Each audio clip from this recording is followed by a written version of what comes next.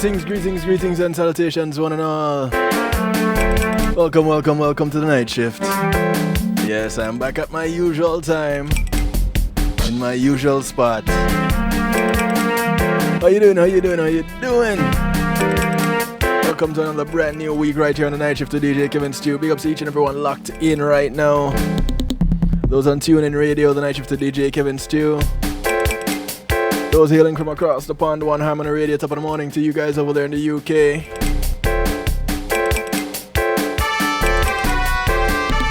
All of you locked in on ClintonLindsay.com, the Foundation Radio Network. Those on WGLRO, home of the Donnie Walker Morning Show, taking you from the sheets to the streets, touching Detroit to Denmark and every point in between. Those locked in on PEMGTV.com. Those whose dials are stuck on Reggae Global Radio. And of course, those right here at the home of the night shift with DJ Kevin Stew, kevinstew.com. So glad to have you. I couldn't do it without you. And guess what? You have my word. I wouldn't even try. Kicking it off with Lyrical. Yeah. Working out with Patrice Roberts. Lyrical, girl, steal my heart like a criminal.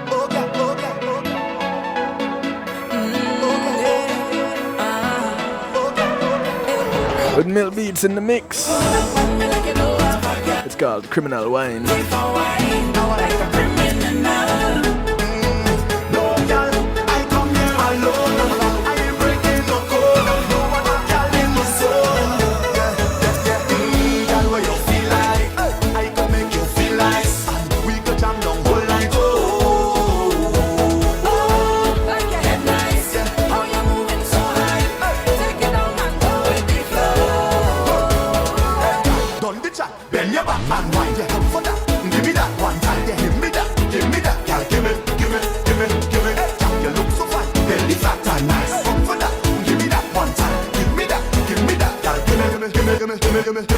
I go thief or wine like a criminal. No resistance, shot to be minimal. Lock you down and wine like a criminal. Like a criminal, like a criminal. Stick it up and wine like a criminal. Man, no face, there's time for your physical. Lock you down and wine like a criminal. Like a criminal, like a criminal. You cannot tell nobody. This is between you and me. Keep the vibes that you're bringing on me. Bring it away. Hold the bumper, walk it on me. Keep the time in, choke it on me. If that is a crime, I go face the time. Face the time. Roll, girl, stay by my side. Yeah, come there we ride like Bonnie and Clyde. We feel like I could make you feel nice. We could jump all night. Oh, like your head nice. How you moving so high? Take it down and go with the flow.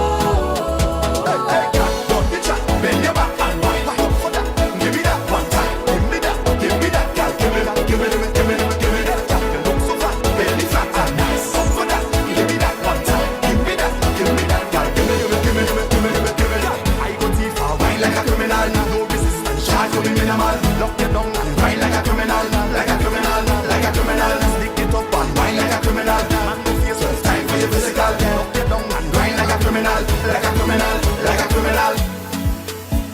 Yeah. It's called Criminal Wine. Like a criminal. Yeah. Patrice and Lyrical. Oh yeah. Say I love you, girl. Oh yeah. Oh yeah. You roll up on me like you do have a girl. Trying to keep for wine like a criminal. No girl, I come here alone. I ain't breaking no code. Patrice say, yo, you roll up on me like a criminal. Thief or wine. You cannot tell nobody. Boy, that's serious, you know. You and me, keep the vibes that you're bringing on me. Hold the bumper, walk it on me. Keep the time in, choke it on me. Hook me tight and walk it on me. Want to say big ups and greetings and thank you to my segment sponsors. Yeah, Patrice and Lyrical. Oh yeah, say I love you, girl. Oh yeah, oh yeah. You roll up on me like you do have a girl. Trying to keep for wine like a criminal. No girl, I come here alone. I ain't breaking I say big ups to all those locked in on Facebook Live. Like your head nice. How you moving so high? Take it down and go with the flow. Don't be chat, bend your back and wind up for that. Give me that one time, give me that, girl. Give me that, give me that, give me that, give me that, girl. You look so fat, belly flat and nice. Up for that, give me that one time, give me that, girl. Give me that. I go too far, wine like a criminal. No resistance, charge for me minimal. Lock you down and wine like a criminal, like a criminal, like a criminal. Stick it up and wine like a criminal. Man, no face, well, it's time for your physical. Lock you down and wine like a criminal, like a criminal, like a criminal. Yeah. All right, real quickly, let me just say thank you to my segment sponsors. Oh yeah. Say I love you, girl. Oh yeah. Pulse Media Group, thank you. And being in the moment is priceless. Give them a call, 754-999-6020, or visit them at pulsemg.com. They can take care of all your streaming needs, especially those things that you see like on my site right now. It's like, oh, I have my little video box and I do my thing. Yeah, if you're not seeing it, go to kevinstew.com. You'll see what I'm talking about. But not only do they take care of that, but they take care of your site hosting. All you have to do is ask them. And say you heard about them on the night shift to DJ Kevin Stew, and believe me, they'll take care of you.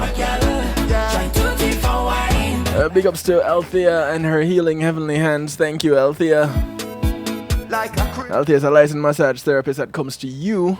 Granted that you're in Broward County, North Miami-Dade, and South Palm Beach counties. Now, if you're further than that and you want her to come to you, well, you really need to talk to her and see if she'll travel for you. That is your expense. But if you come into Palm Beach, Broward County, North Miami-Dade, then she'll definitely take care of you if you give her a call, and you're COVID-free. Because she comes to you COVID-free and she'd like to leave that way. Her number is 954-655-9000. Or you can reach out to her by email, thealater@att.net. Big ups also to Reggae Global Entertainment. Reggae Global will act as your booking agent, take care of your tour management. Look about your copyrights, your publishing, business registration, music production, marketing and promotion, and so much more. Easy to get in touch with, 954-998-8034. And the GMAT Music Solutions that sponsors our musical therapy segment. GMAT Music Solution provides sound, light and stage production services, musical equipment, PA systems, audio engineers, DJs, bands, musicians, singers. Link up with them by phone, 754-307-GMAC. That's 754-307-4622. Or you can check them out at gmatmusicsolutions.com. You can also do your online shopping there. It's really cool. Check them out. Like a criminal. No girl, I come here alone. I ain't breaking no code. No one can in my soul. If you wanna play, you cannot tell nobody. This is between you and me. Keep the vibes that you're bringing on me. Now, somebody that knows about the criminal activities joins me tonight. It's our once a month link up. And I'm so grateful for the Lauderhill Police Department and those that represent them. Including this here brother from another mother of mine. Ladies and gentlemen, I present to you none other than the one and only Officer Chauncey Sims. How are you, bro? I am doing wonderful. Truly blessed, truly blessed. That indeed. Yes. Excited to be on tonight. You know, Chauncey, I truly appreciate the fact that you take the time out once a month to come and chit chat with us a little bit and, you know, enlighten our darkness with as it relates to some things. And tonight, more specifically looking at things relating to investigations. Yes, sir. Yes, sir. Well, it's a pleasure to come on, man. One of my, I think my callings is just to educate people about some of the things that we don't talk about as, it's not taught in school. We don't talk about police work or the criminal system Right, or right. the judicial system in schools. And I said once before on your program, we once we go through an initial little kind of overall conversation about it, it just gets left in the dirt. So then all of our information comes from hearsay. It comes from TV. It comes from movies, and Right, right. that can all be misleading. So it's a pleasure to come on and just try to share some of the information that I know and that that we have at the Lauderhill Police Department with the community. It's always a pleasure, man. Always a pleasure. Right. So I want to say big ups to those who are locked in on Reggae Global Radio. The last time that we talked, let me see. No, yeah, I think it would have been the first time that you were on Reggae Global Radio. I'm not sure. Probably last month. Reggae Global Radio is just a month old right now, and just in everybody's devices. It's on everybody's devices all over the globe. Yeah, I want to say big ups yeah. to those who are locked in on Reggae Global Radio. Patricia, you met me in another capacity. This is what I do. I do talk. Yishka, big ups to you, bro. Still celebrating your Earth date. I know you're celebrating until November rolls around, probably. But that's okay. You can do that. All right, so Oh, awesome, awesome. Chauncey, Yes, sir. this whole thing about investigating tends to be a bit interesting, and like you say, it's one of those things that most of the time we get our information from watching TV, Yes, yes. which, though it may be close to it, it's not always right there. That's correct. That is correct. Most of the times when we're watching TV, the case gets solved in 30 minutes and six commercials. And and I'm here to tell you it takes a lot longer than that to investigate even your simplest crimes, based on the different laws and the different policies and procedures that we have to follow as a police department.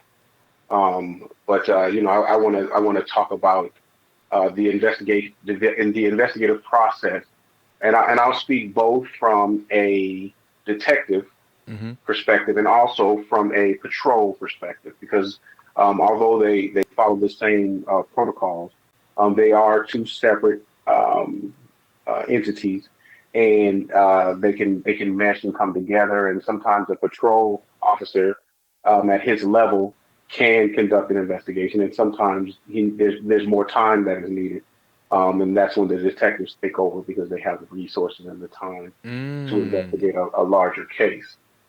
So those will be the two aspects that we'll be talking about tonight, and we'll cover both a person's or property crime, and we'll also talk about an accident scene.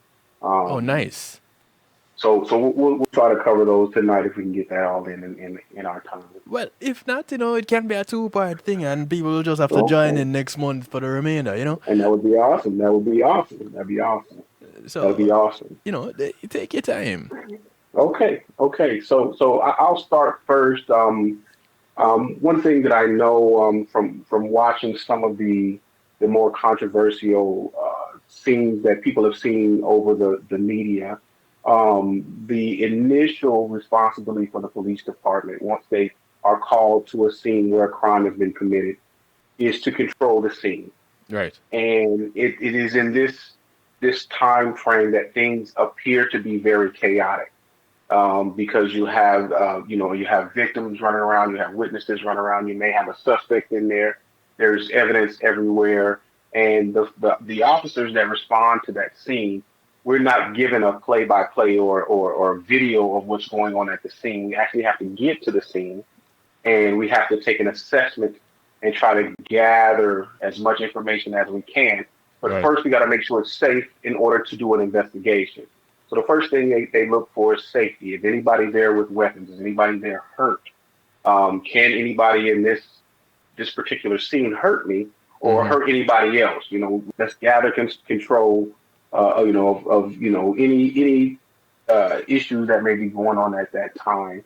And once the scene is made safe, and once it's you know the officers on the scene have secured it, then an investigation can take place. One of the biggest responsibilities of a SWAT team is to go into a search warrant and make the scene safe for the investigators to come in after and conduct the investigation. So the SWAT team normally goes in first. You know, say there's guns involved in a search warrant, they'll go in and make sure the scene is safe, checking and you know securing anybody that may have guns and any possibility of anybody getting hurt. Once the scene's safe, then they pull back and the investigators come in. So it's that same way on any investigation. The initial patrol officers come in and they have to make the scene safe. During that time, during that chaotic time, you're going to have victims who might be frustrated or angry.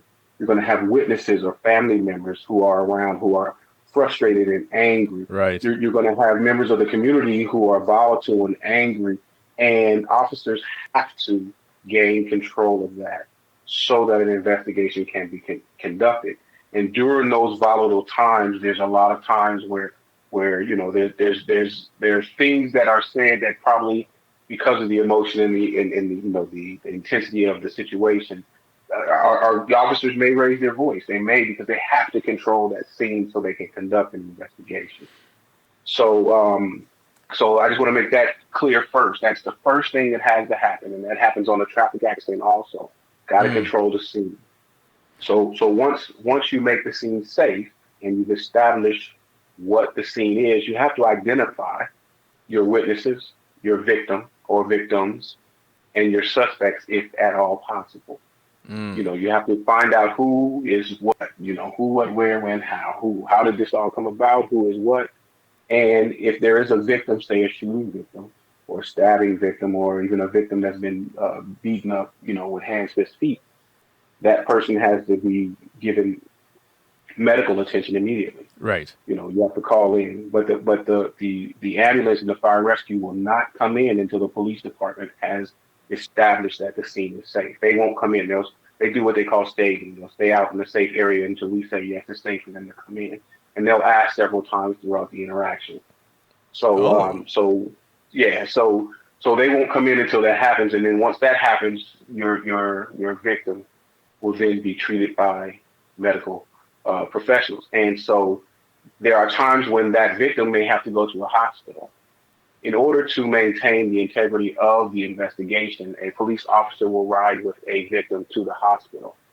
A reason for that is what we call a dying declaration. So let's just say someone was shot. They know who shot them. The paramedics are working on them. They're putting them in the back of the truck. The person is leaving to go to the hospital, you know, to receive further treatment to save their lives. And right before they pass on, you know, they give a dying declaration. I can't believe that, you know, so-and-so shot me. Now that dying declaration now becomes evidence. Okay. And it is best to maintain the integrity of the investigation for law enforcement personnel to hear that so that they can then document it and maintain the integrity of the investigation.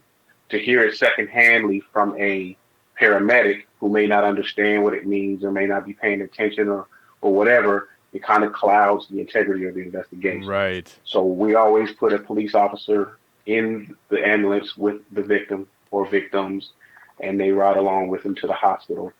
And they also call back and give, you know, updates as to the victim and or victims, you know, their status. You know, are they in intensive care? Are they on the edge of not being here? You know, what's the status? And they'll provide that for the on-duty supervisor. Right. So once you've identified your victims, your witnesses, and or your suspects, everybody has to be separated.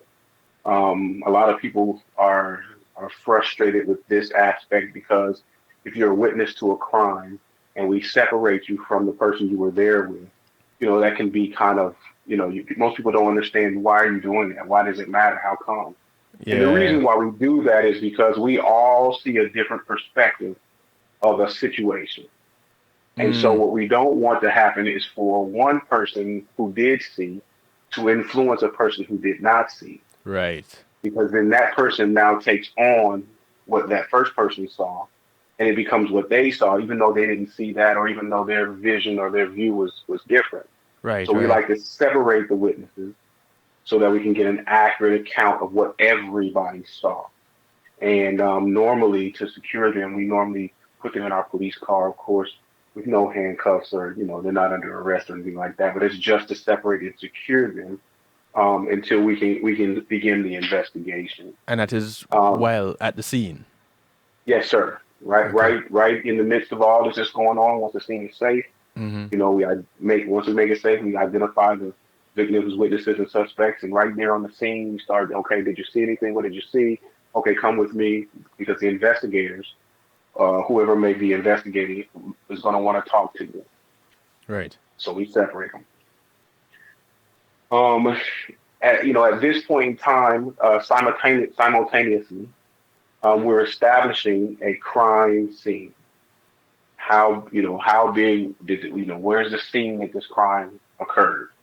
And we like to make it bigger than what the crime scene is, just so that we can, just in case we find evidence outside of, where The it's being immediate recorded. area. That is absolutely. So that's when you see the caution tape come up, the yellow caution tape that Right. police officers put up. And we normally make it bigger because we can always make it smaller. Once we've made it smaller and people come to the outside, it's harder to maintain, the evidence and everything and make it bigger. So we always make it bigger and then we can bring it down smaller. In most major scenes, we set aside for the media to meet. We establish a media collection point, Mm. and we direct the media to that area so that our public information officer can meet and greet with them and give them a briefing. And we Okay. normally make it far enough to where they're not getting you know uh, Interfering with the investigation. absolutely because Gotcha. they want that breaking news. They want Right. that breaking news, and they'll take pictures of a scene and or of someone who's injured or deceased, and we might not want that out at that point in time. So we normally will give them a area, and we'll when as they arrive, we'll point them to that area.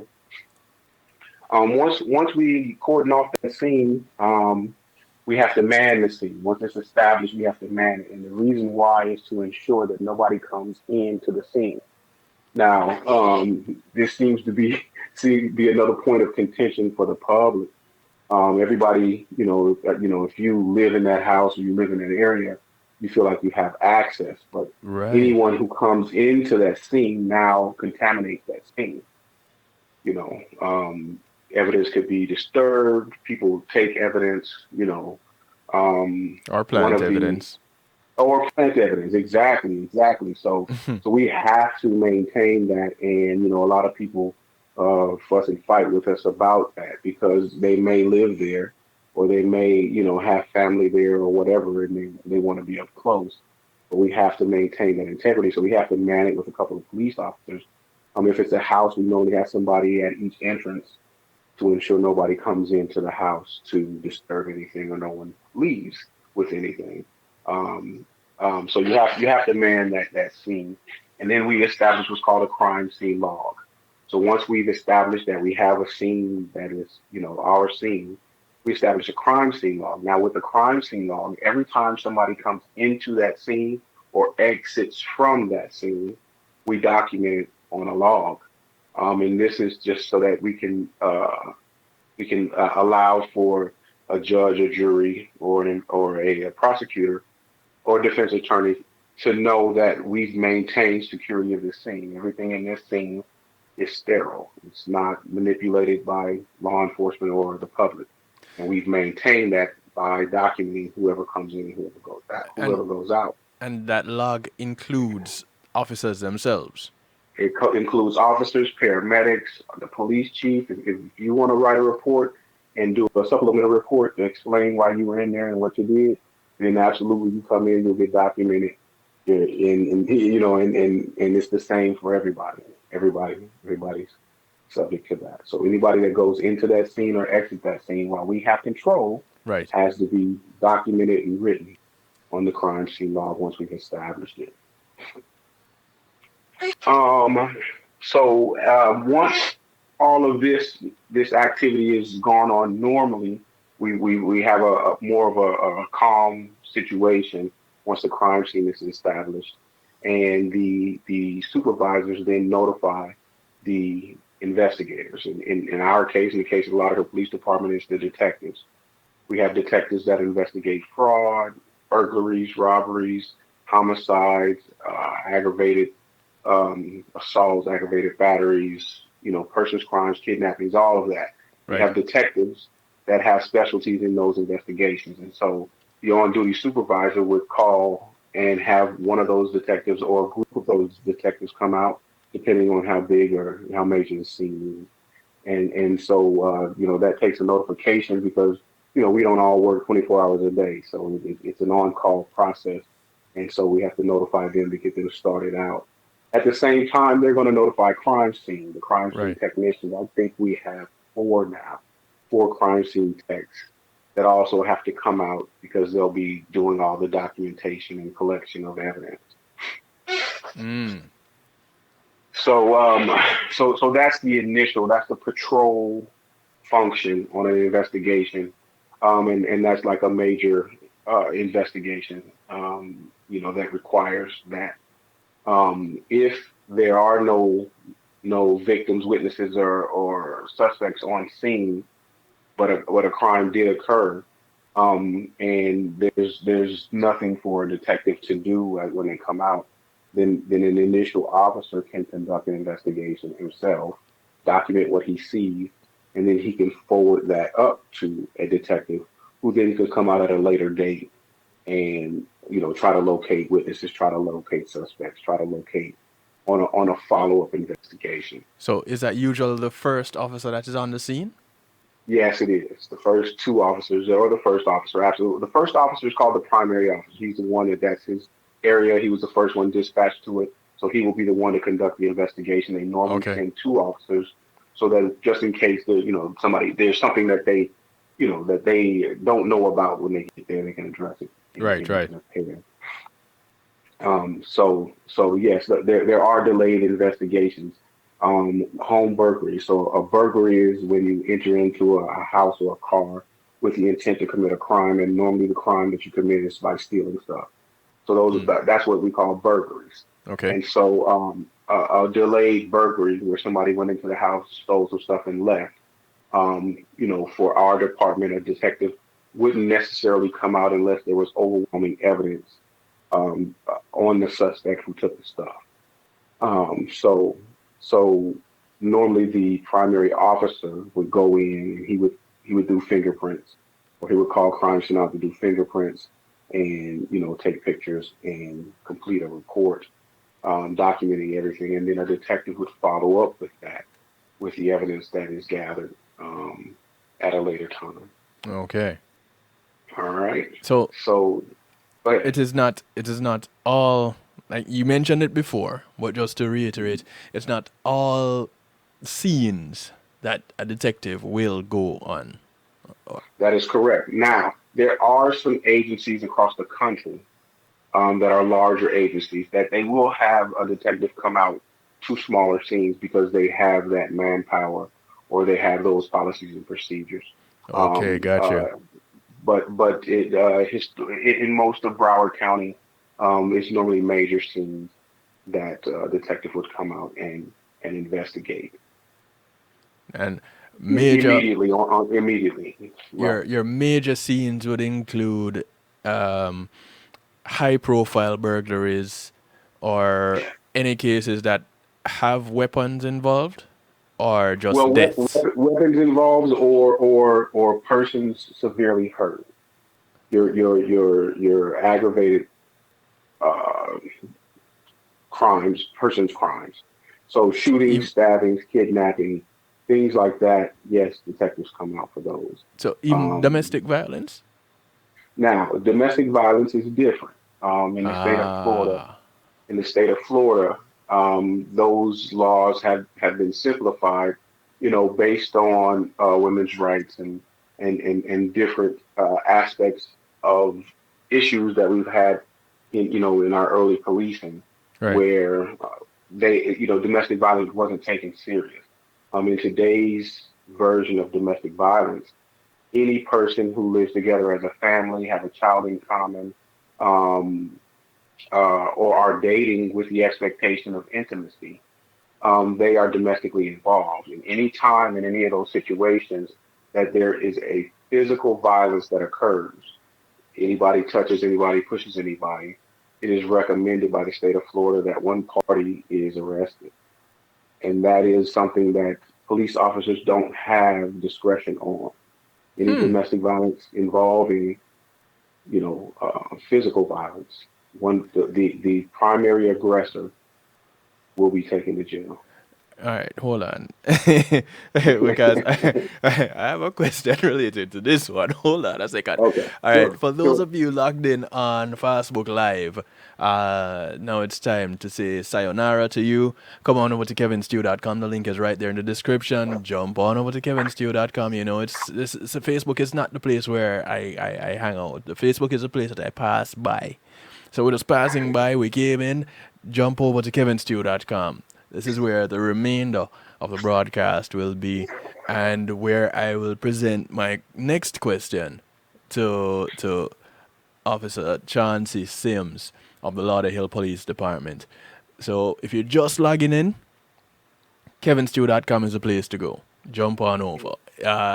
Call your friends, tell your friends, tell everybody. As a matter of fact, you'll also have the opportunity to like how I'm interrupting Chauncey right now, you can interrupt too. Just give a phone call, 773-789-STEW, 773-789-7839.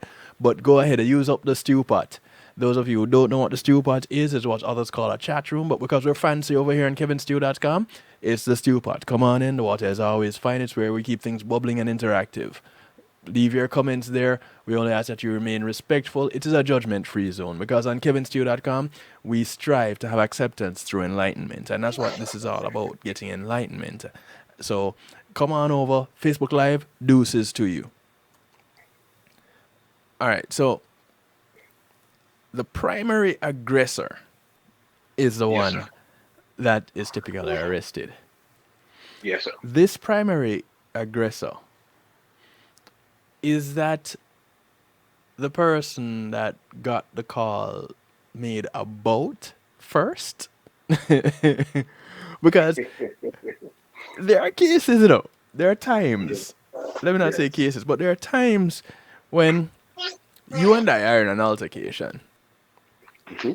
I push you or I punch you, Hmm. but because you are a better fighter than I am, Hmm. I get my butt kicked. But Hmm. I'm the one that calls for the police Hmm. on you. Hmm. Right. Now the cops show up and I'm limping and you're Hmm. standing there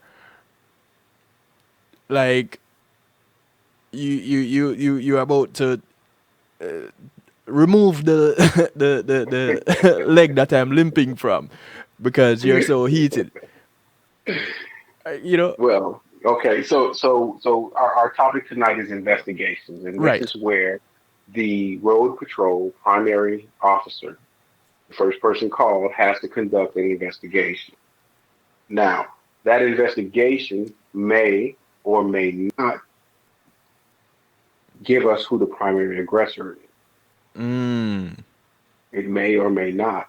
But again, this is where separating your witnesses, separating your suspects, separating your victims will give you the most honest response from each person. So when we inquire and ask you about what took place and you give us your statement, we will re-ask you to see if your statement changed. We will look for on you if you have defensive wounds, from protecting yourself. There's several investigative, techniques that we can do in which we can find out if there was who was the primary aggressor, who was not. But I And have the and there have defensive been wounds. times, huh? I have the What's defensive that? wounds because I don't fight as well. So I have the defensive wounds. But Right now, will you say in your statement that all uh, I did was pushing? All I did was pushing. uh or So again, you may say, and I mean, and there's yeah, a lot of people, yeah. there's a lot That of people that do not tell the truth, right, and right, and right, and, and you have to be in tune with what you have going on in right, order to determine that. A lot of times we get to a scene, and the person who is the victim is the most aggressive. They're the most argumentative, because they're frustrated that they were just victimized. That does not always right, mean that they're the suspect.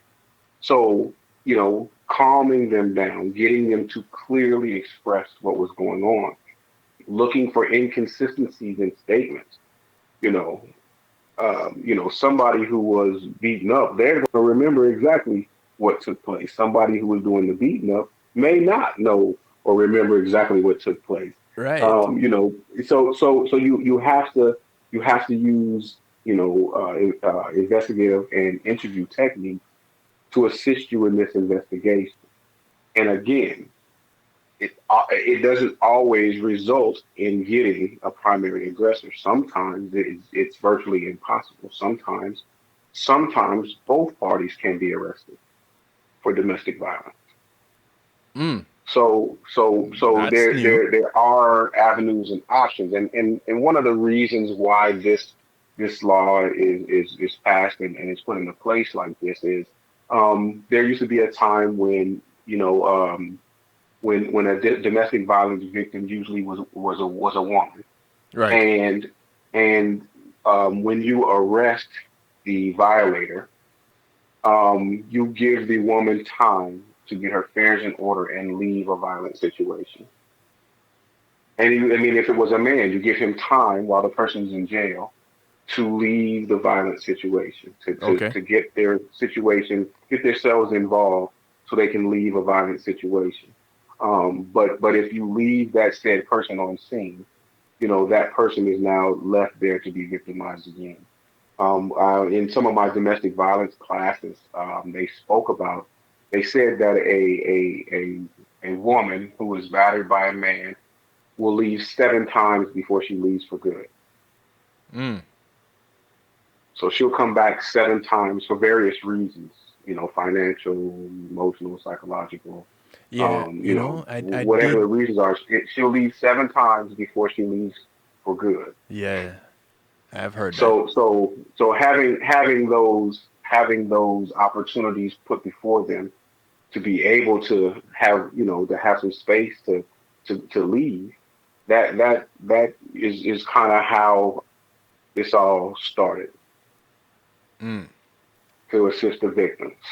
So, and not all, and I'll reiterate, not all domestic violence victims are women.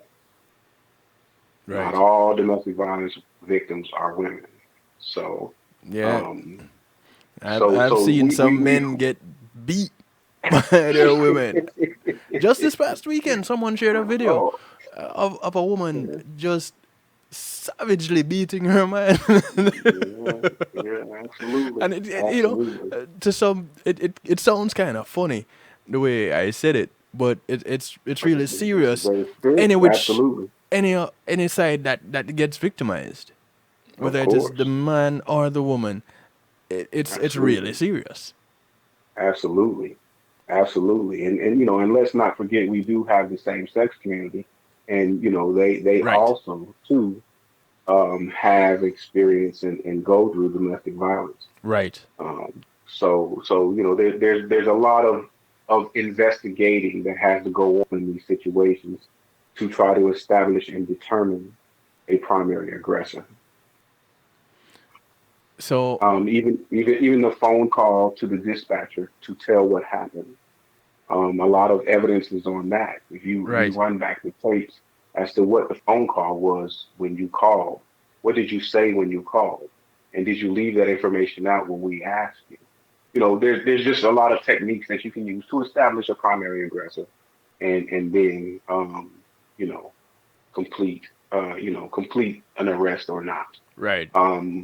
Another avenue that we have is if the violator or suspect leaves the scene, we conduct what is called an out of custody arrest packet for domestic violence. Now, what Mm. that means is that we complete all of the paperwork necessary to arrest that said person, and then we notify the next shifts that this person is wanted for domestic violence, and we try to pick them up. We go by the house the next day, because a lot of times they apologize and come home, and then we'll arrest them at that time. So we do complete out of custody arrest package for that, and if we cannot locate the person, after 3 tries, we send it down to the state attorney's office for them to conduct, either put out a warrant or to determine they don't have enough to prosecute. Now, that one can be a little bit tricky sometimes because with coming back and doing the apology thing, now comes that forgiving spouse, forgiving partner, and Hmm. you come back to make that arrest, and that partner that was the victim the day before is now Hmm. saying, "Leave my person alone."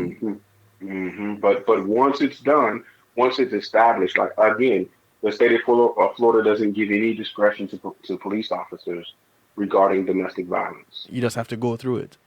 You have to go through it. Something you have to go through. Now, whether that person cooperates with the state attorney for prosecution or not is Ah, up to the person. right. But if that is a person alleging domestic violence and showing, of course, evidence of said domestic violence, the other person will be arrested, and they will have to go through the process. When it comes to domestic violence cases, I don't envy you guys at all because Um, you then have those cases where the victim is the instigator. Like I said before, I pushed you, mhm, but you just mhm. beat the crap out of me because I don't fight as well.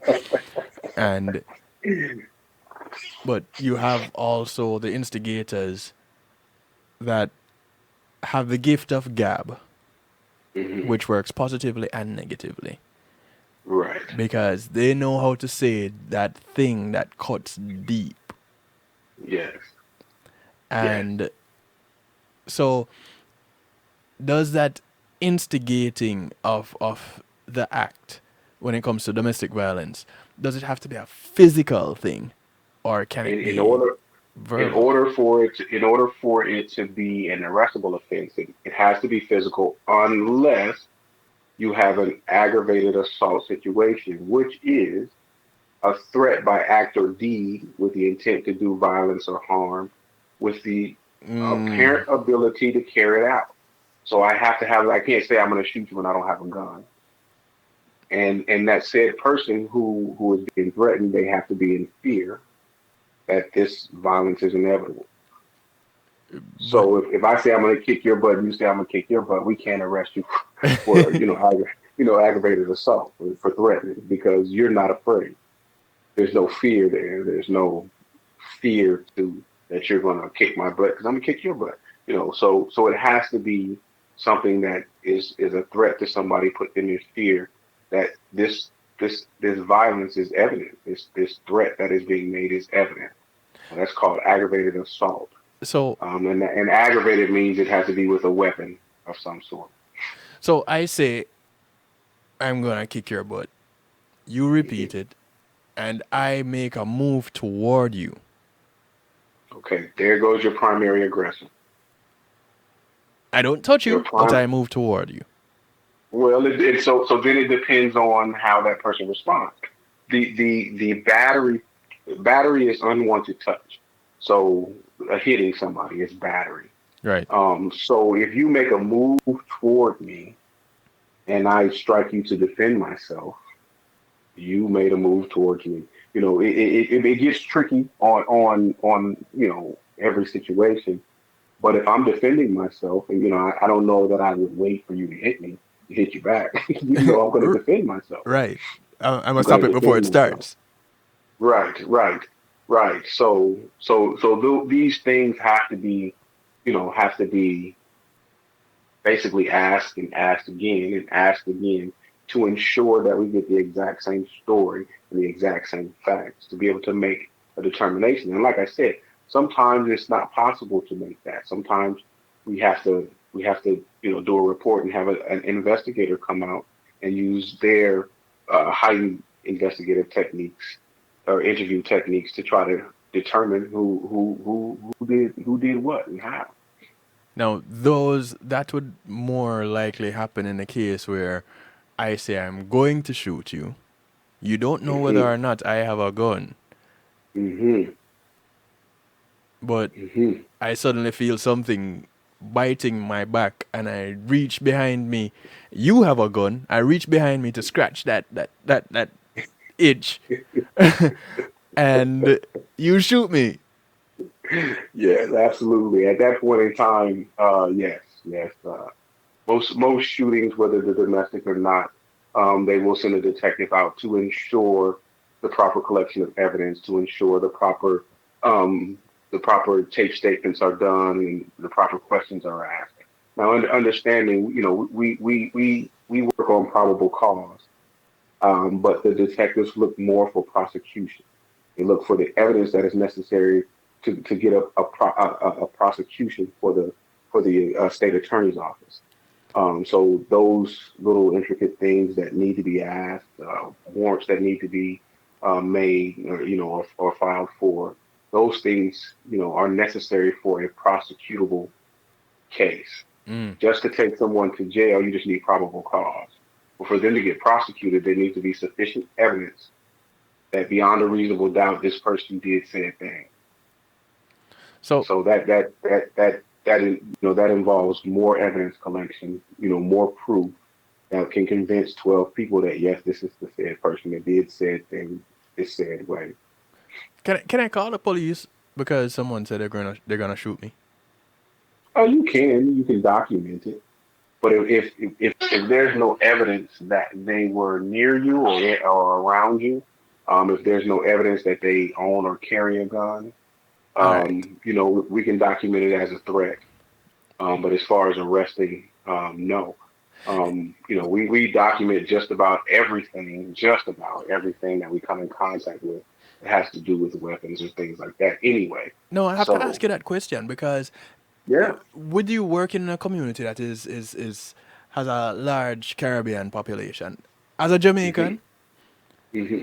one of the talks that I always grew up hearing Hmm. is a man say, "Yo, me gonna shot you in your face."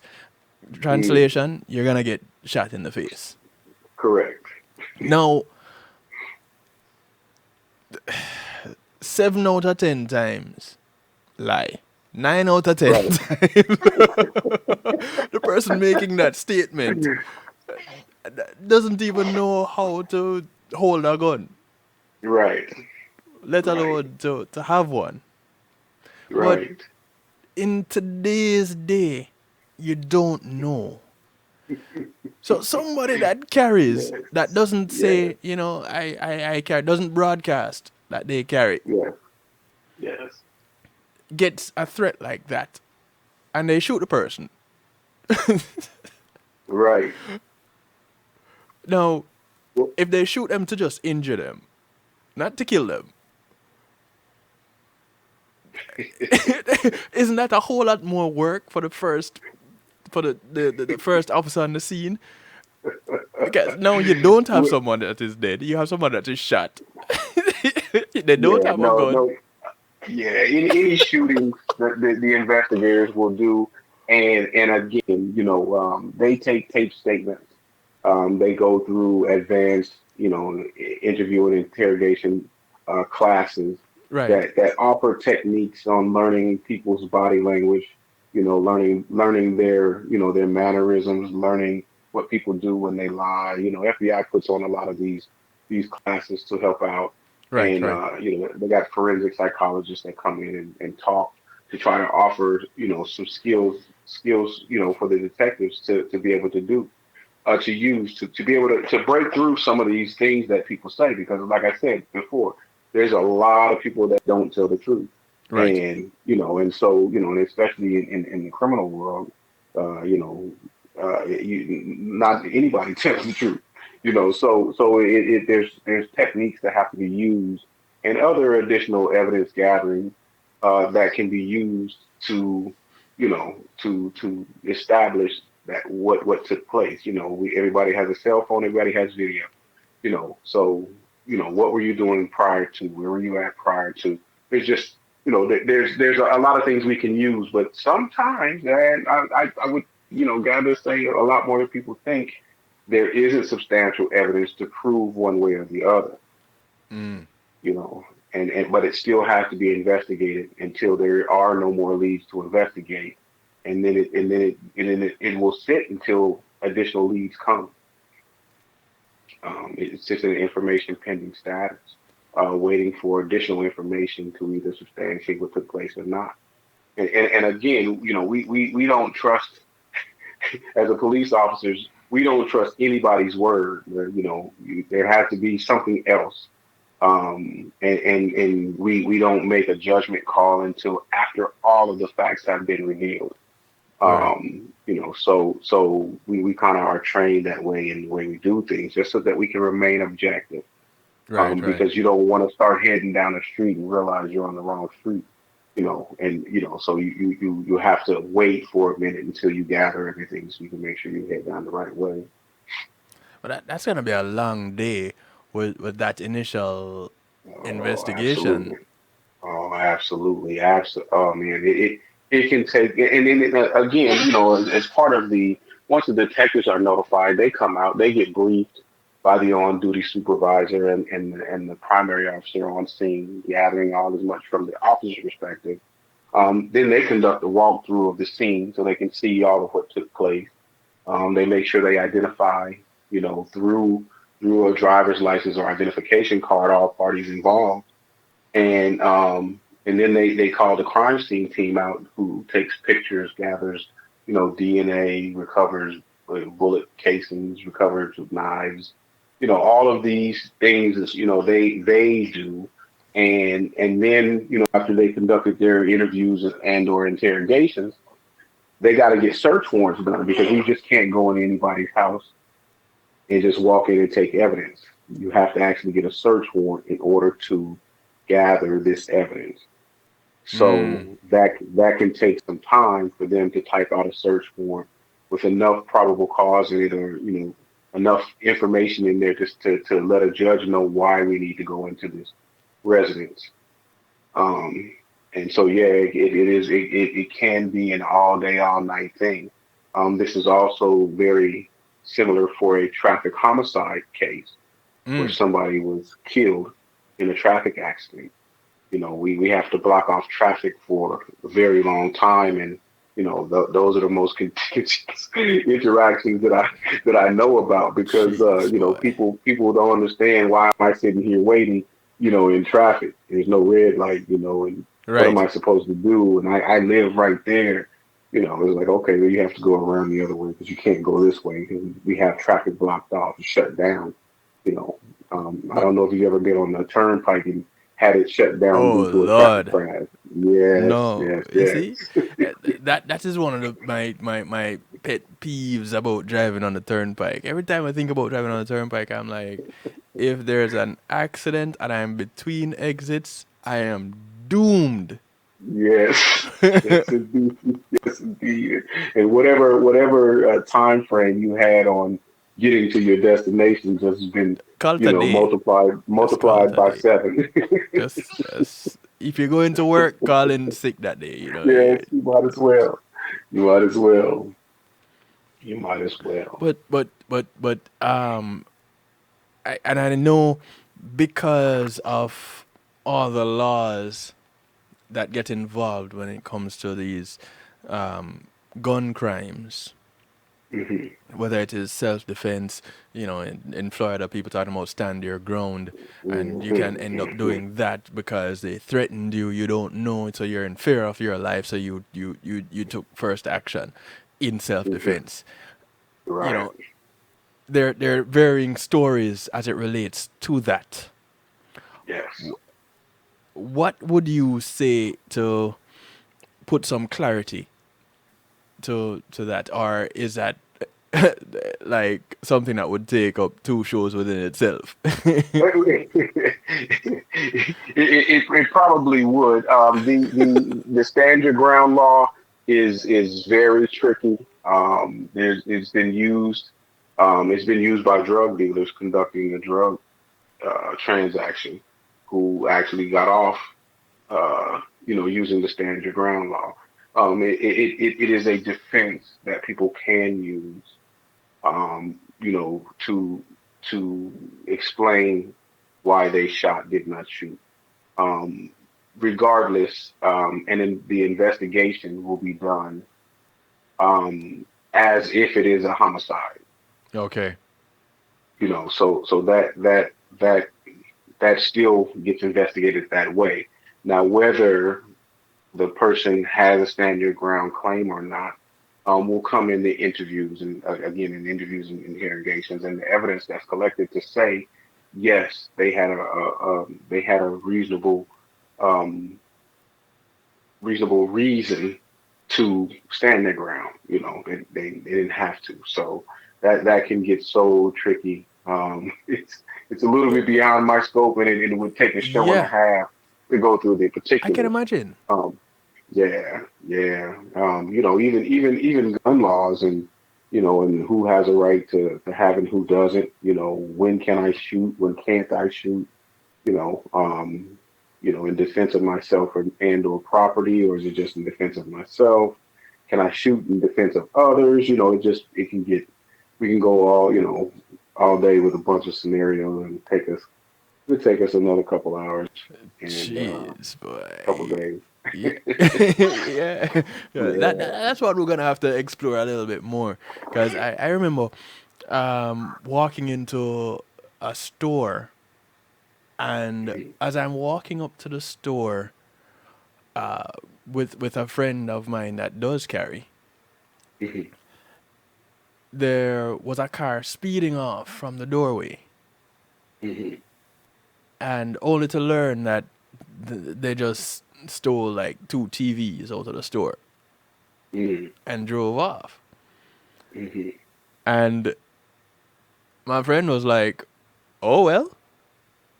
And I'm like, "So you wouldn't do it if we were right there? You wouldn't do anything about it?" And he's like, "Listen, one, that property is insured. Yeah, Two, this place has cameras. Three, yeah, there's police for that." yeah. These people True. did nothing That's to the me. truth. I have no That's the reason truth. to be. In fact, nobody else needs to know that I carry, because these people are committing a crime and I am Yeah, right here. I am not right. sworn to defend either this place or any of these people that are around here that I don't know. Absolutely, absolutely. And the other thing is, they call it self defense. They don't call it property defense. It's self defense. So you can defend yourself. Right. But when you get into the defense of your property, it starts getting hinky. It starts, what you can do and what you can't do starts getting a little bit more tricky. And it is your Um, own property.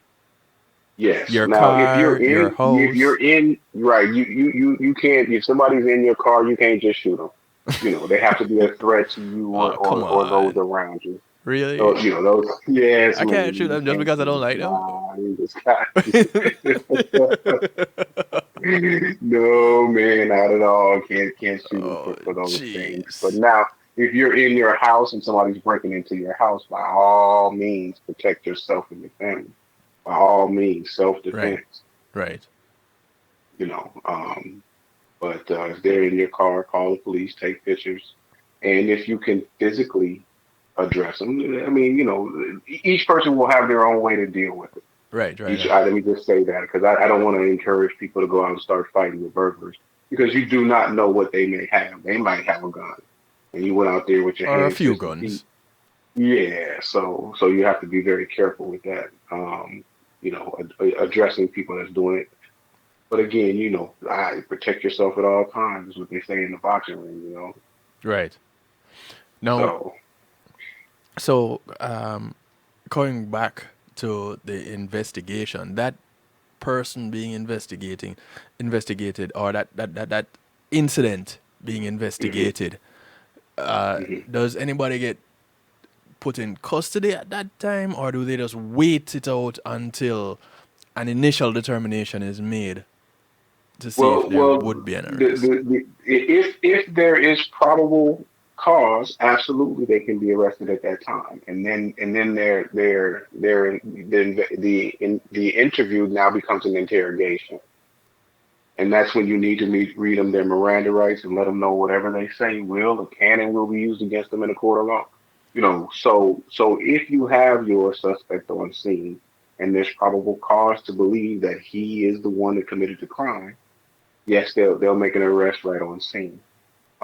If you are not sure and you can't, or you haven't established probable cause, or the evidence that you're gathering is pointing in his directions, you can detain him for a reasonable amount of time while you gather said evidence. Okay. Um, so yes, absolutely, there has been arrest made on scene. Sometimes, we somebody, breaks into somebody, carjacks somebody, and takes off running. The patrol units drive around and set up a box, and they catch the guy hiding in the bushes. Um, they do what's called a show up, where the victim drives by in a marked police car, hidden from the suspect. Right. And the victim either identifies the person or doesn't identify the person, and they have the property on them. A detective can come out, and that person is now under arrest, and he'll give a custodial interview or interrogation. So, and at that time, he has a right to say, no, I don't want to talk. I want a lawyer. So then there's probable cause to take him to jail, and you do say so. But then there's other times where, a lot of people think they're smarter than everybody, and they feel like they can talk their way out of said situation. And so, yes, you would take them to, you know, search them down, whatever, and then you take them to go be interviewed, like you see on TV. Meet me downtown at the station. You Yeah. take them downtown, and you put them in the interview room where it's recorded and there's video on it. So yeah, so that would be, that probable cause would be established at a later date or a later time. There are times when you have to let the person go because you just don't have enough, and it might take you 2 or 3 or 4 days to establish your probable cause, and then you just apply for an arrest warrant based on That's your when you tell probable them don't cause. leave town.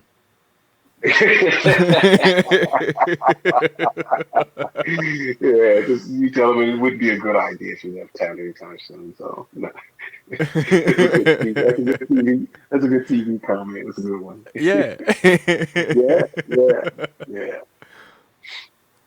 yeah. So yeah, absolutely, absolutely, Now, absolutely. in the case of theft, Mhm, and it's not a breaking and entering kind of a deal, but mhm, you have a family member that is allegedly taking drugs or allegedly has a gambling habit, and some things end up missing. That's just a regular police officer coming on the scene to investigate. yes. It okay. Or it's So up to a so that value. okay. So you have to have some sort of independent information that this said person that's being accused is the one that took it. And again, like I said, we don't just take people's. I was in here and I was in here and my money was in here and I came back and it's gone. And this is the only person that's been in there. If you don't find the money on them and you don't have the probable cause to say that they're the ones that did it, is it possible that somebody else came in and took it? I don't know. Did you guys was a door left open? I don't know. How you have to be able to establish that that person was the one that committed it. Now, as you said, if we cannot determine that on its face value, then the officer would write that report up, and then a detective then can go out and conduct interviews on both parties, review, video footage. They can, they can subpoena bank records and things of that nature to determine if, $1,200 was deposited into an account. These are things that they can do. Mm. So, yeah, Okay. so.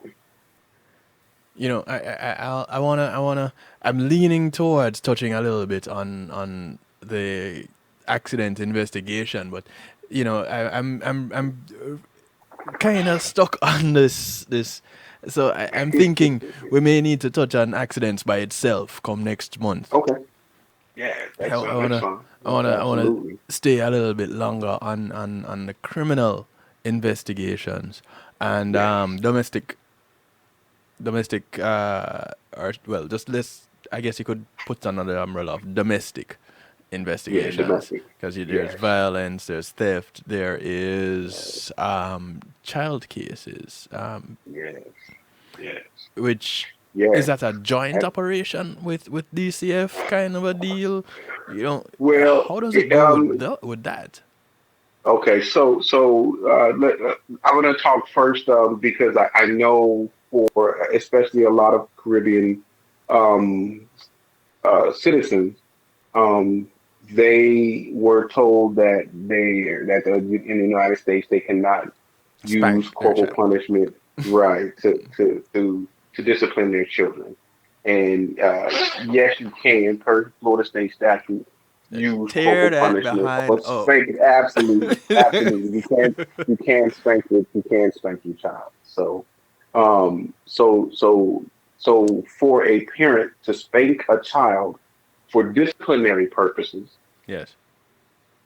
that is corporal punishment, and it's legal in the state of Florida. For a child to then hit their parent back would Mm. become domestic violence. Hmm. So, Yes, so Lord. if, See if to you know. spank your child and they hit you back, they just committed domestic violence. Now, which parent is going to call the cops on their child? Now, this is where the rubber Oh, meets the road. yes, yes, yes. Because on one hand, as it Hmm. relates to domestic violence, Hmm. it is said, you hit me once, you will hit me twice. Hmm. Or at least attempt to. So now, you have a child hitting a parent. Hmm. The possibility exists that that child will try to do it again. It could be. It could be. So then then we have to start talking about child abuse. Right, because with most Caribbean parents, that child Yeah. hit that one time, and you're talking about, Yes. a Yes. near death experience because they get the lecture. I Yes. brought you here, I will take you out. Take you out. Yes, absolutely, absolutely. It gets very hinky with that.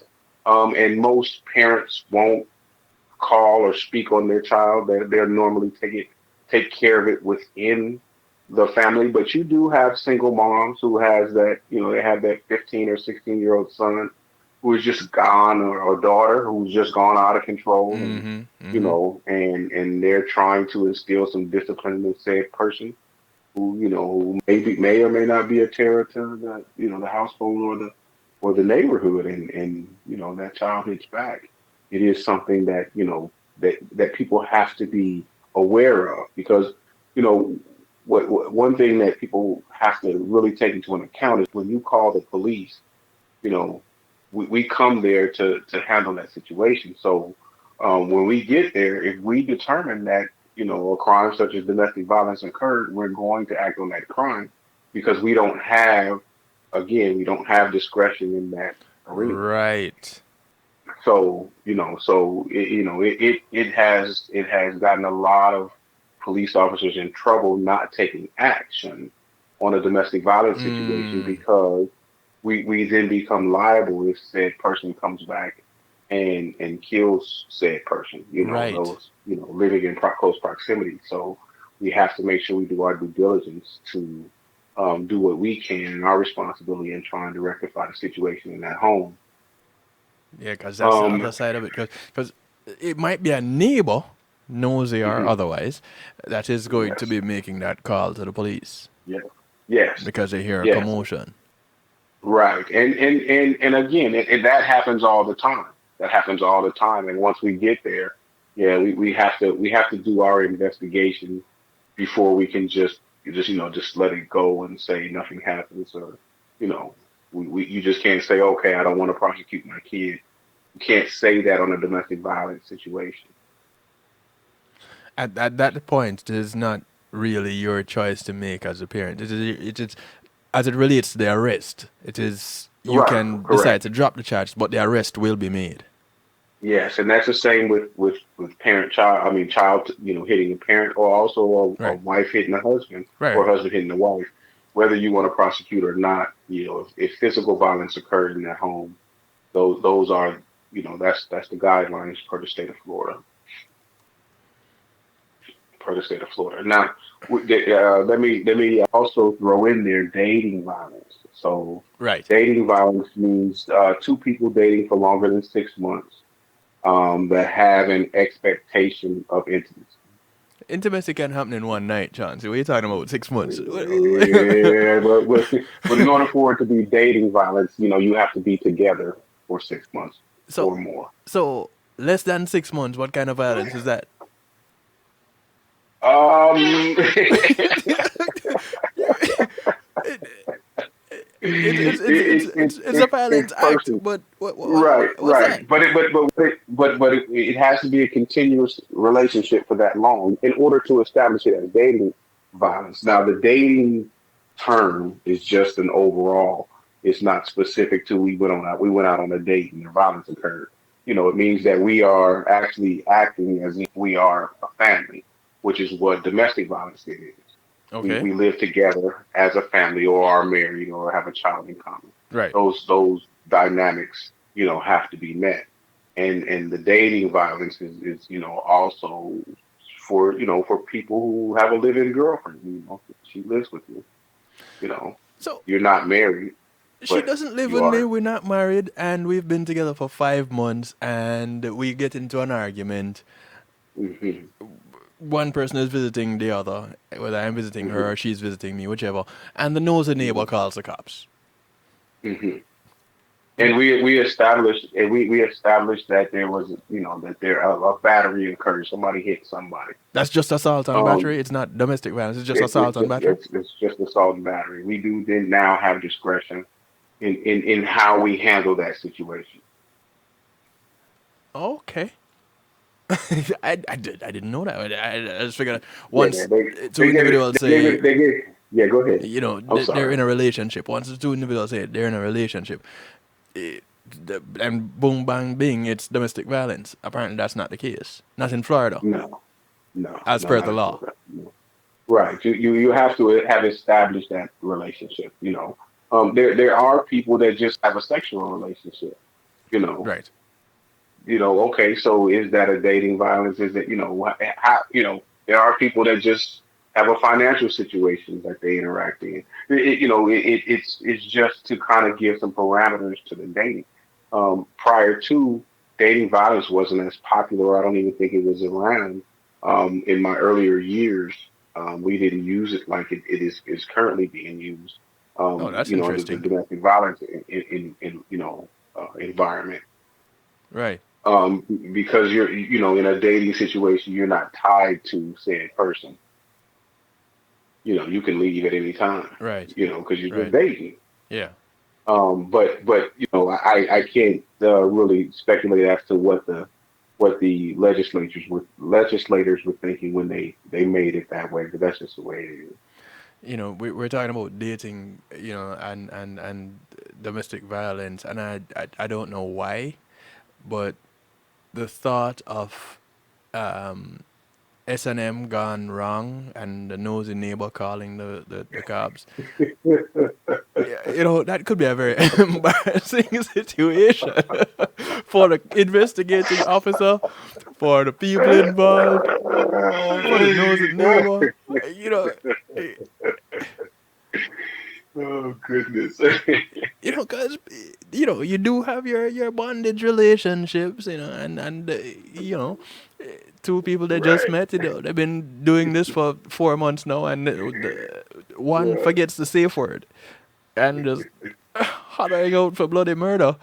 And Right. it as they holler out, it turns on the other one more, the dom a little bit more, and the neighbor is just too concerned Right. and calls the cops. Oh, Just it just I don't know. It just came to mind, and I it's see, this is why I advised someone just yesterday not to think. This is why I shouldn't think. That right oh, there. so let me correct something that I said because just my mind is all over the place. Right. So the dating violence. I said it has to be at least 6 months that they've been together, Right. and when in fact it is, you have to have been together in the last 6 months, not be together for 6 months. Oh, You have to have within. been together within the last 6 months. Okay, gotcha.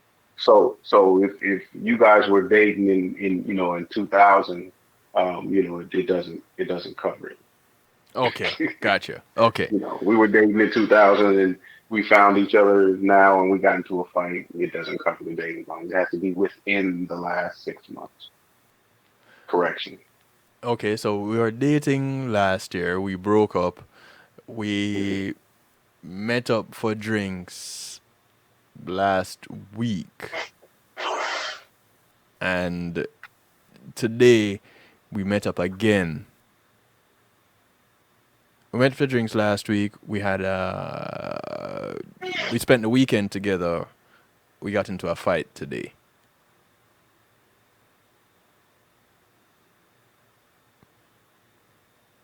That falls. I wouldn't say that was continuous. Okay. I would have to ask more questions. Right. Um, But on the surface, that you just falls under assault and battery. just on the surface, yeah, yeah, yeah. Cool.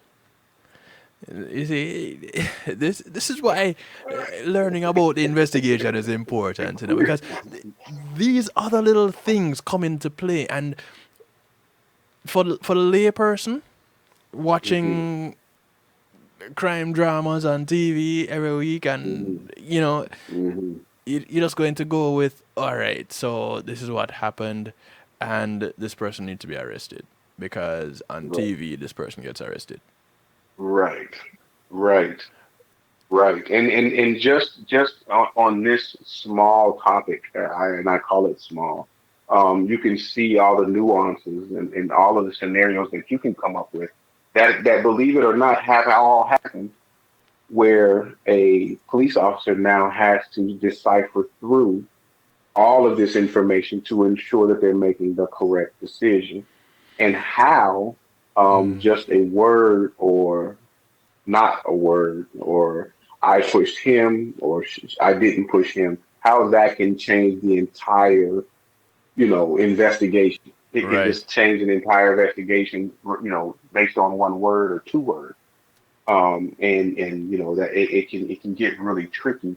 And the only way that you can truly grab a hold on how to deal with these things are to experience them. The more you come in contact with it, the more you interact with people going through these things, the more experience you have, and the easier it becomes.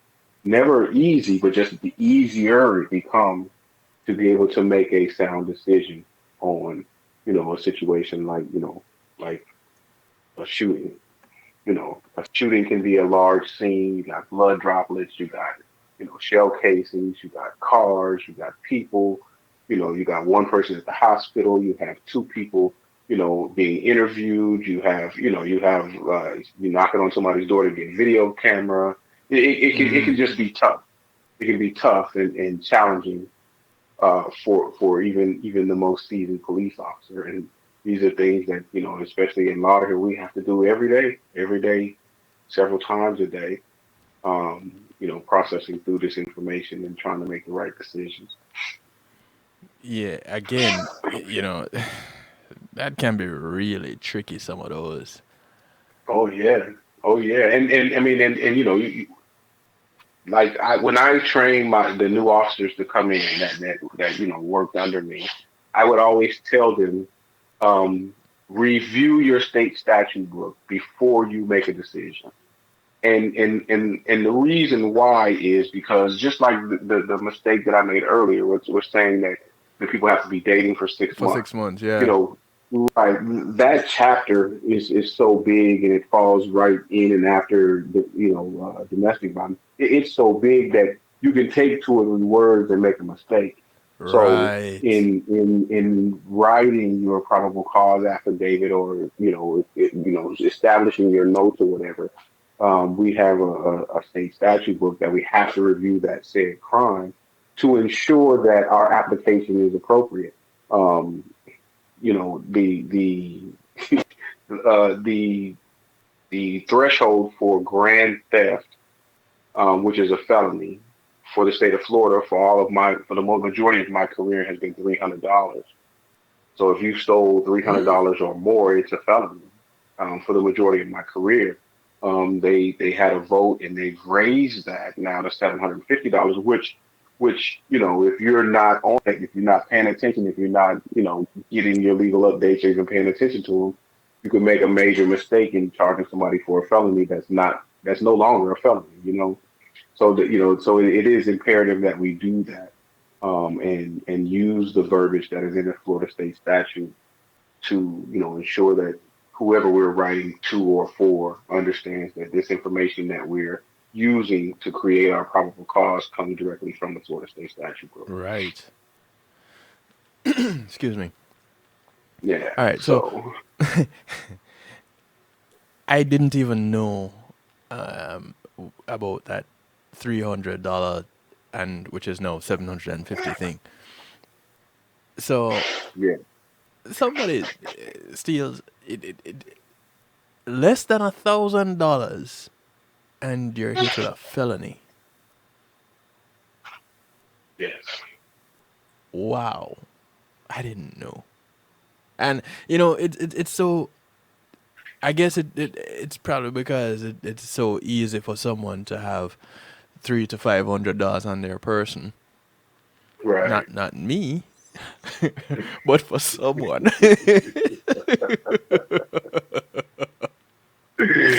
Uh, But I guess a little bit harder to have 750. But the cost of living has gone up. The prices yeah, of a lot of things have gone up. Things that used to cost $300 now cost 1,000.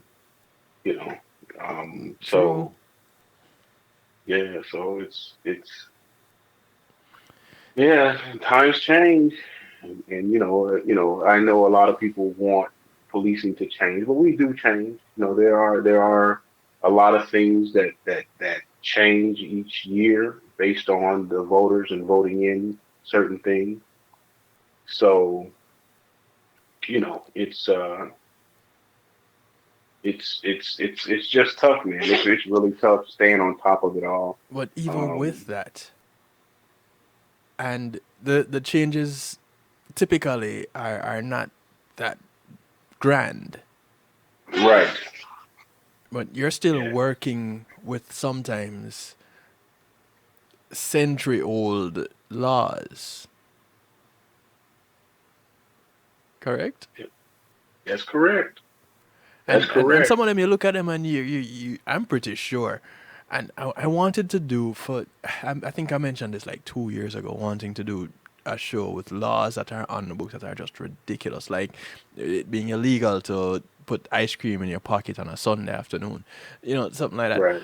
Which it sounds crazy, but there are laws that are actually like that. Right. And you guys doing your jobs, you don't have a choice but to follow the law. And like you said earlier, people have gotten in trouble because they've been called out on a uh, domestic crime, a domestic incident, Hmm. and have not done their job as according to the law, and have Correct. gotten into serious trouble. Yes, lost their job, lost. You lose retirement. So Fooling around. So I mean, and again, there are avenues for police officers to protect themselves. right, So, we do have people who have, called the police because they have a vendetta on somebody, and they say that this said person, you know, he's 6'3", 240 pounds, and he punched me in my jaw, and he choked me around my neck, and and did all these things. But you look at their clothes, and there's no wrinkles in the shirt, which would indicate that struggle had occurred. You look at the face, you think somebody that large striking you in the face would leave a mark on even your darkest people, and yeah, to include a red mark around the neck from where you say he choked you. right, So, in order to justify why you're not making arrests, you take pictures. I'm going to take pictures. And it is true that sometimes bruising may show up later. right. But if I want to justify why I don't have probable cause right now, is because this is what this person is telling me, and here's the pictures to show. And Gotcha. anytime we cannot establish a primary aggressor, we have to be able to really articulate why. We have to be able to articulate why we can't establish who is the primary aggressor. Mm. And so you have to do a thorough investigation to show that you pulled, you've done everything possible to establish probable cause, to determine who that primary aggressor is. And to include, our policy says if you cannot determine who the primary aggressor is, you have to call your supervisor and have the supervisor come out. And if it's something where it's egregious enough, the supervisor will call a detective. So that we can make sure we have a thorough investigation with all resources possible, so that we don't leave a victim in the house with a potential abuser or suspect. All right, I get that. Is there what is considered a best timeline when it comes to that initial investigation? Oh, depending, no. I know we were all, if you're listening to this radio station, I'm sure you're familiar with the first 48 when Mm. it comes to homicides. Right. They would like to use those first 48 hours to gather and obtain as much information and evidence and statements, and identify people as possible Right. in those first 48 hours. But no, the once the investigation starts, the time frame goes out the door. We of course, we need to free up resources to get on to the next investigations that will be coming up as that investigation is being done. Right. But of course, there is no rush on the detective, because we want them to you're talking about people's lives. You're talking about arrests that have been made for because they you know they picked the wrong address to conduct a search warrant, things like that. You have to Don't take bring your up that time one. to ensure. I know, but it should resonate. That's Yeah. why there is no time limit on an Yeah. investigation. Right. No matter how small, there is no time limit. But now if somebody stole $6 of underwear from in Dollar General, you can't spend 6 hours on that investigation. Just you can't justify that. You can't justify that. So, but you have a domestic violence situation where there's blood involved, and and you're trying to ensure that you're identifying who the primary aggressor is. Yes, you got to take your time. Take your time and make sure you're doing everything right. Make sure you're taking pictures. Make sure you're taking pictures of the scene. Make sure you're getting tape statements from each person as to what took place. Speaking with neighbors as to what they heard. Talking to children to hear what they heard. Checking for surveillance. There's several steps that can take up time. You know, but you want to get that started and get it, give it as much attention as is necessary. It can get tricky when you start interviewing the children. They say Oh yeah, children don't lie, but at the same time, they're the oh ones who yeah, tell you a lie in a heartbeat to get out of trouble. yeah. That's correct. I do know. I've taken several interview classes and spoken with several forensic interviewers that do children.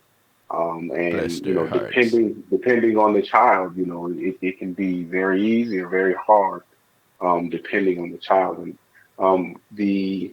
they call it the Nancy J. Cotterman Center, but it is also the Sexual Assault Treatment Center Okay. down in Fort Lauderdale. They have uh, uh, people that can interview children that they specialize in that, and they can do that for you, especially in child abuse, child neglect, child on child sex crimes on children. They can do those interviews for you, and so you can call for that, and they'll do it and record it and give you their findings. So those are resources that are at the detective's hands when necessary. One area we really didn't touch on, and Mm, I am thinking that it would also take a bit of time, is those with mental health issues. yes, yeah, yes, and partnering with DCF and of course a forensic interviewer, somebody who specializes in that. It will also be necessary because there's so many aspects of establishing if this person knows right from wrong, and establishing intent, to commit said crime. Um, so yeah, that can get very tricky and that can get very involved, Especially when they very start involved. going temporary insanity Yes, or yeah, crime of passion. awesome. Yeah, yeah, yeah, Chauncey, I want to thank you. Thank you once again for taking the yeah. time out. Thank you for enlightening our darkness just a little bit more. It's a real big deal. Even a candle in the midst of darkness produces tons of light. And Yes, in the grand absolutely. scheme of things as it relates to the law and what police officers have to do, this candle that you brought on investigations tonight, it was like a lighthouse. Wow. Wow. Wow. Well, I'm glad. I'm very glad because it's very tough. Um, for people to understand all the things that have to occur, with an investigation. So, Right, and the less you know, the more confused you get, the more frustrated you can get. Especially if the outcome isn't what you expected. right, right. So it's my pleasure, man, to just to add a little bit to even if it's a sentence or two, that people can now Google search, they check me out, Google R- search me, and then right. that way you can check on those facts, and Mm-hmm. in that way you can be enlightened, um, to what we're talking about tonight. So I Right. appreciate it, man. Thank you very much for having me. And it's like I said, it's always a pleasure, man. It's always a pleasure. So next month, which will, when we talk, it will be like right after my Earth Day. So I'll be celebrating my Earth Day all November. All So, right, okay, okay. All so right. next month we will pretty much pick up where we're leaving off now, and going more towards automobile um, Accidents and accidents, investigations.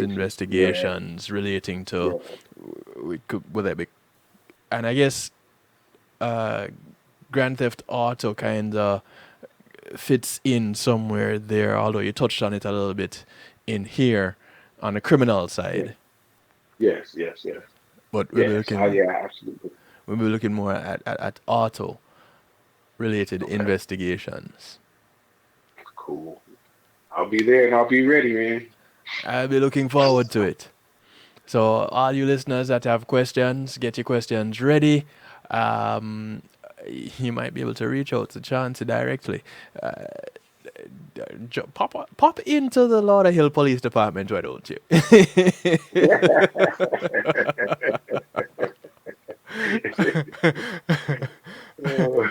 Hey, that's what community relation is all about, man. That is right. That is correct. That is correct. Listen, serve and protect.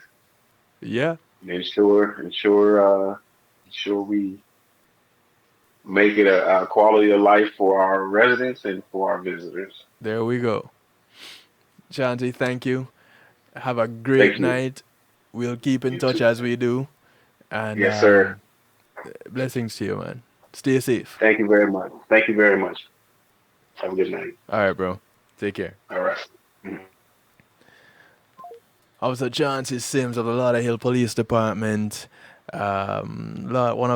Truly one of Lauderhill's finest right there.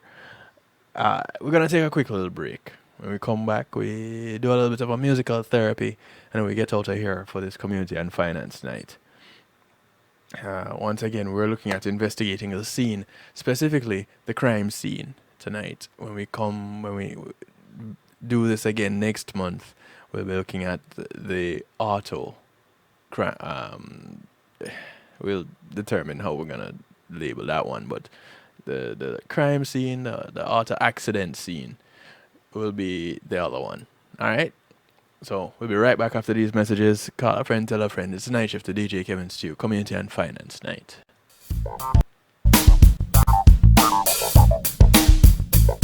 Chauncey Media Group, innovative streaming and recording, has done it again. A new way to get your business in full view of your neighborhood consumer through AdShare TV. It's available in your neighborhood today. It's easy. Just call us 754-999-6020. Become a host today and place a TV monitor in a strategic location so it's easy to see. Get a 1-minute video ad or longer that plays anywhere in our network.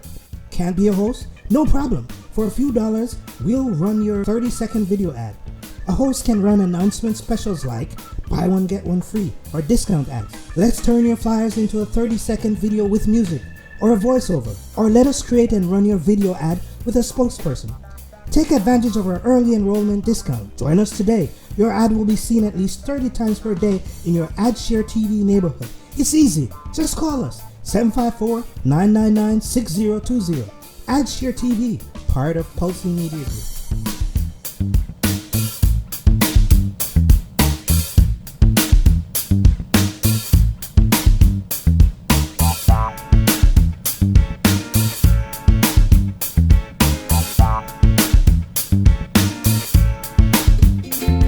Imagine having our own Caribbean Center.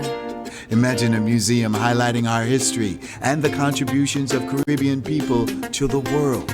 Imagine being able to visit and learn about the islands we call home. In a place where our kids can see and feel their cultural heritage. You can make this vision come to life. Help us create this first-of-its-kind space that all Caribbean people can be proud of. Your contribution to Island Space Caribbean Museum will help this dream come true. Visit islandspacefl.org/GoFundMe. Visit islandspacefl.org/GoFundMe. Visit islandspacefl.org/GoFundMe and donate today. Matthew 28:19 says, "Go ye therefore and teach all nations." With this in mind, and encouragement received during a South Florida media conference, The Church Links was birthed. The Church Links is an interdenominational worship service portal for churches, providing the tools to spread the word through technology in a cost-effective way. The Church Links, www.dahchurch.org. churchlinx.com. Your links to worship and praise.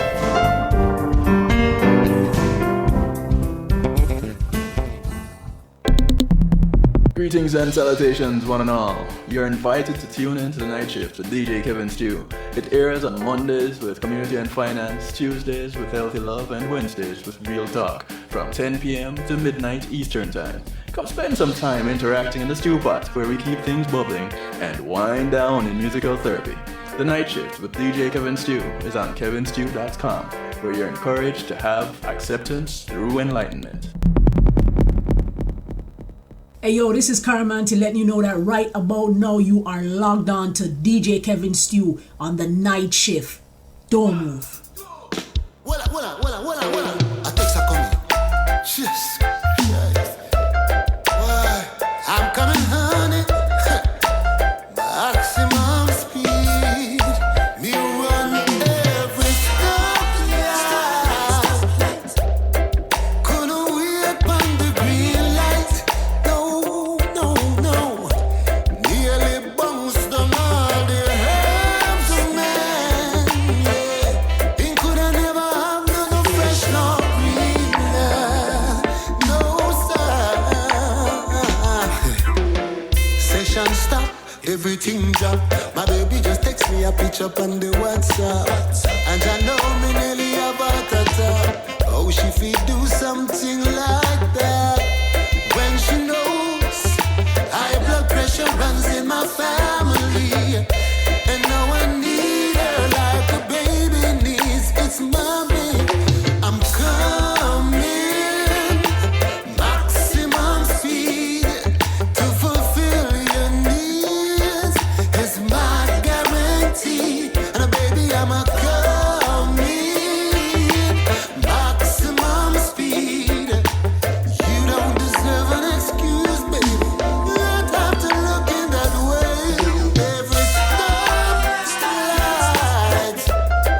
Couldn't wait on the green light. No.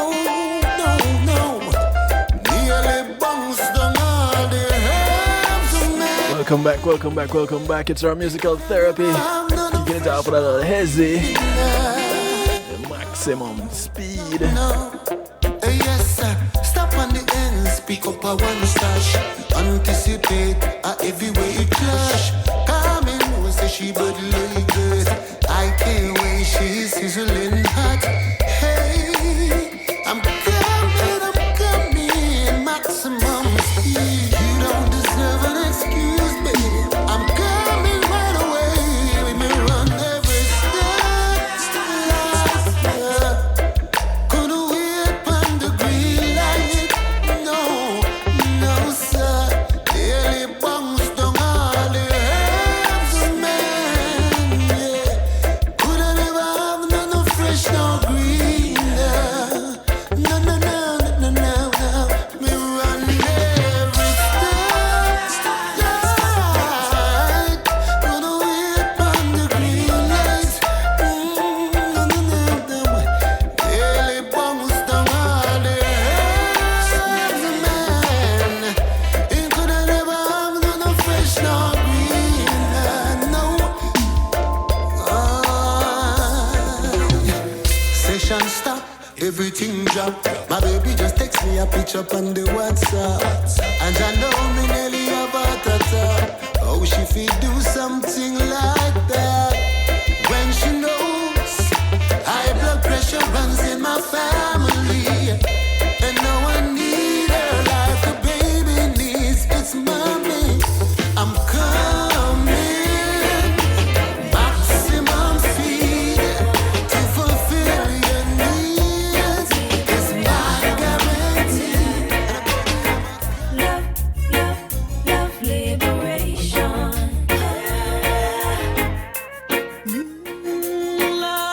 This is Christina Alicia working out with Tasha T. This is what we've come to share. Make everyone know that we will stand in unity. Let Babylon beware. No more will we be used to play the fool and push the toil. We know the strength of harmony. We rise.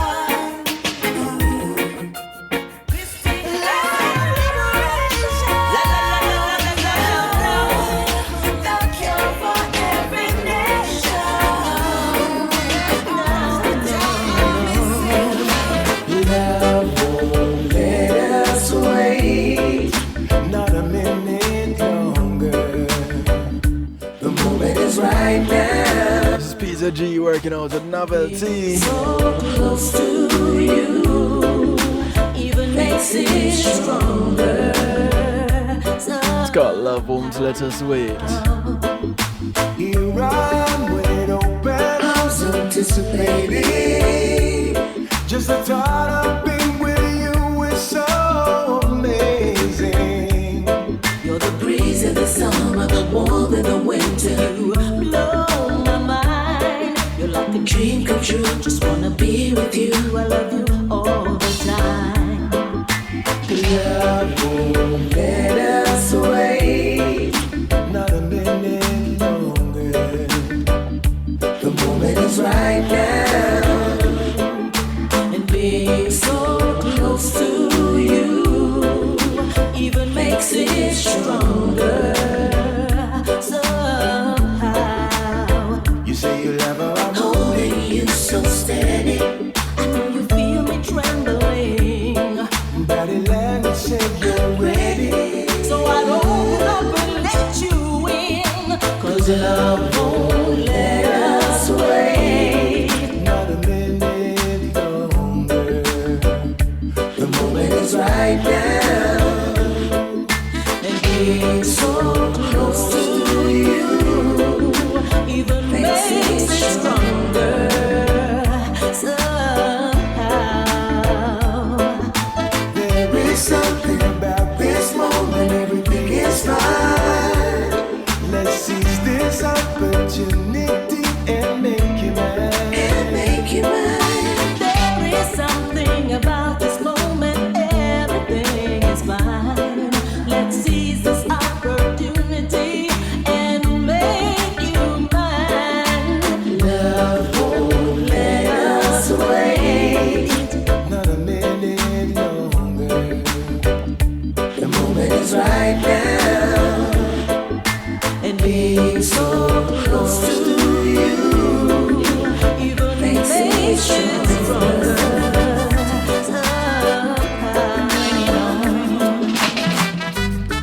It's been a long, long time since I've embraced someone like you. This is Lady Tia. Never knew this love existed before. It's called Bring It On. You make my heart skip several beats. Yes, you swept me off my feet. Head over heels in love, and there's no retreat. You can tell by the way you see me glow that my love has overflowed. The vibes I feel right now, it's all because of you. Said you wanna wrap me up and keep me warm. Give me good love from dusk till dawn. Whoa, is what you're saying. Oh, the Gremlins. The Gremlins attack. Actually, the Gremlins didn't attack this time. This time it was my arrow. But that's how we fix it. We'll just pull it up one time. Let's make sweet love together. 8 minutes before we get on out of here. This is Lady Tia. Once again, bring it on. It's been a long, long time since I've embraced someone like you. For I never knew this love existed before. You make my heart skip several beats. Yes, you swept me off my feet. Head over heels in love, and there's no retreat. You can tell by the way you see me glow that my love has overflowed. The vibes I feel right now, it's all because of you. Said you wanna wrap me up and keep me warm. Give me good love from dusk till dawn. I'm ready, baby. Just bring it on. Come take my hand and let us go to where we've never been before. You and me, baby, lost in ecstasy. Whisper sweet words in my ear. Show me how much you care. Just keep on holding me. Let's live out this fantasy. You can tell by the way you see me glow that my love has overflowed. The vibes I feel right now, it's all because of you. Said you wanna wrap me up and keep me warm. Give me good love from dusk till dawn.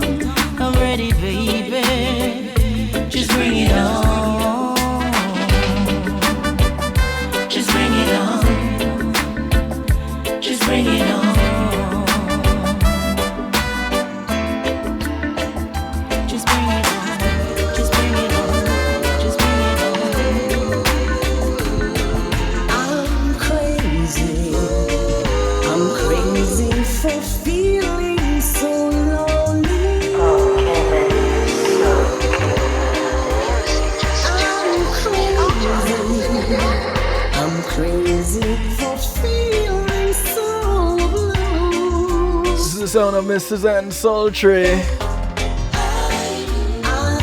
one of the members of SDS Sensational Dynamic Sound. It's her rendition of Crazy.